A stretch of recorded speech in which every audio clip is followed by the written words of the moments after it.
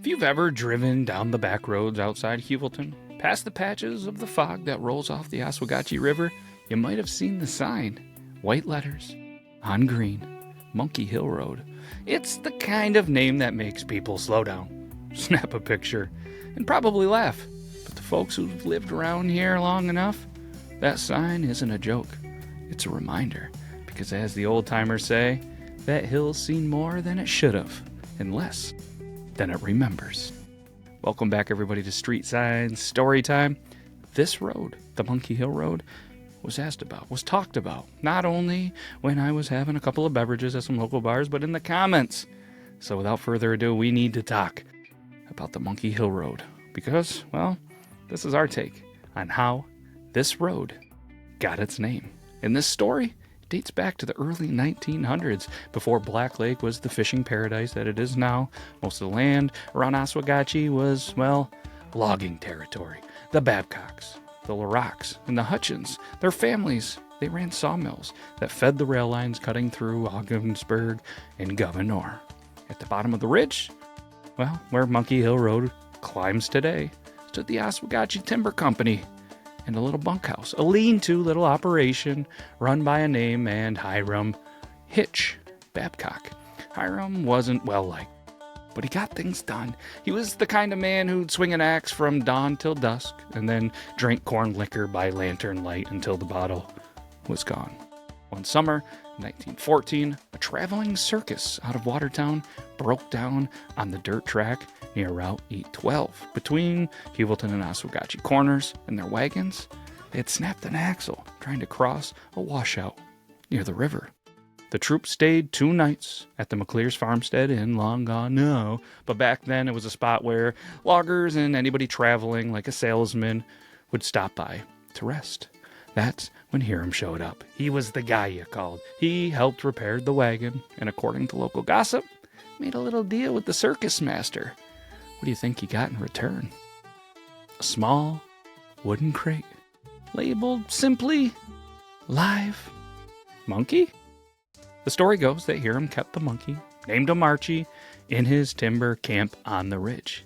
He trained Archie not only to fetch, but to fetch rope, haul pulleys, and if you believe the tales, he could even swing down and untie oxen when they got tangled in their harnesses. Kids from the area, especially from the little schoolhouse over near Stony Brook, would sneak up after class, hoping to catch a glimpse.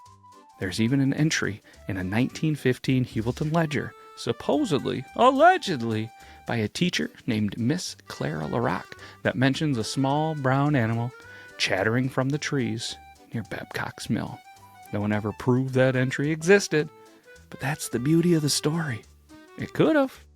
Locals, they started calling it the hill where the monkey works, and for a time, the name stuck.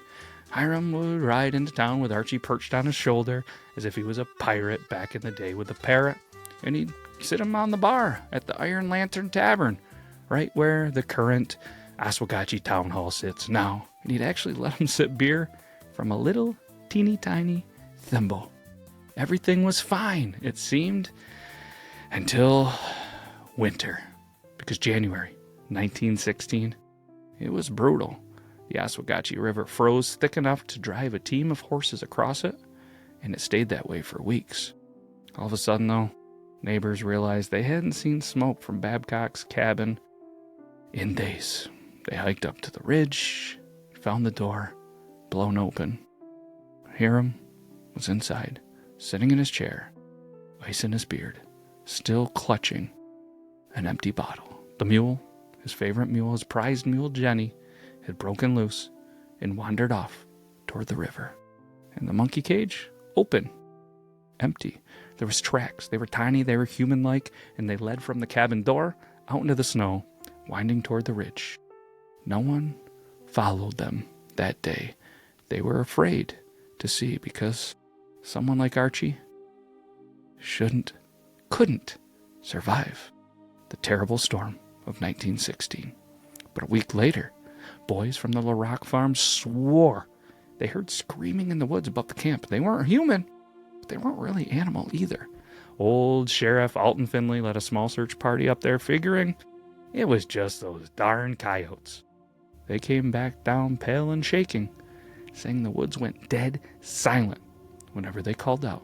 No prints were found, just claw marks in the bark of 2 birch trees about 8 feet up. That spring, hikers found bits of rope and torn piece of red fabric tangled in the branches. And when the county started formalizing rural routes in 1930s, locals referred to that stretch simply as, well, Monkey Hill. And the name, it stuck. During World War II, soldiers training near Camp Drum, back when it was Pine Plains Military Reservation, occasionally passed through the Oswagatchee back roads. In a 1944 local column from the Ogdensburg Journal, there's a peculiar blurb that mentions a hairy mischief maker harassing a fuel convoy along Monkey Hill. The driver claimed that a small shadowed creature leapt from the trees on to the truck hood. The sheriff brushed it off as a superstition, but the story is spread fast. Farmers, they began leaving apples and sugar cubes at the base of the ridge, just in case. No one wanted to anger whatever called that hill home. But by the 70s, Monkey Hill Road had become a local teen hangout. Bonfires, cheap beer, ghost stories. And in 1978, a St. Lawrence University student wrote a letter to the Advance News claiming he saw a pair of glowing eyes in the tree line while camping near the old timber clearing. In the early 90s, a UPS driver said something ran across the road right in front of him. It was short, it was fast, and it was upright. He thought it was a raccoon until it turned its head. Then in 2006, a power crew was out there replacing a line near the bend, found something strange in the mud. It was a small, rusted tag with the words, Archie, Watertown Circus Company. No one's sure what happened to the tag. Some say it's still sitting in the town clerk's desk drawer. Some say it vanished after the story made the rounds at Black Lake Inn one Friday night. Today, the Monkey Hill Road is quiet. You can hear the sound of chainsaws in the distance, an occasional truck heading toward, Hewelton, Oswagatchee, maybe even a logging truck that's heading to Fine or Star Lake. In the wind, rustling the treetops. But if you roll your window down as fast as you can, climb the grade, just past the first mailbox, locals swear that you'll hear the faint chattering, the faint chittering of something in the trees. Some say it's just squirrels. Others, they say it's the echo of Hiram's lost pet, still wandering the woods, still climbing, still waiting for his next logging job. And that's why, no matter how many times the town has replaced the sign, and believe me, they've replaced it often, nobody dares rename that stretch of road. Because history in Oswagatchee doesn't just sit in books or museums.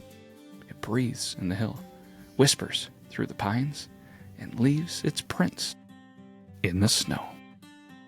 That's all we got for another edition of Street Sign Storytime. Hopefully you liked it. If you did like this, there's more videos like this right here in the Beard Laws studio.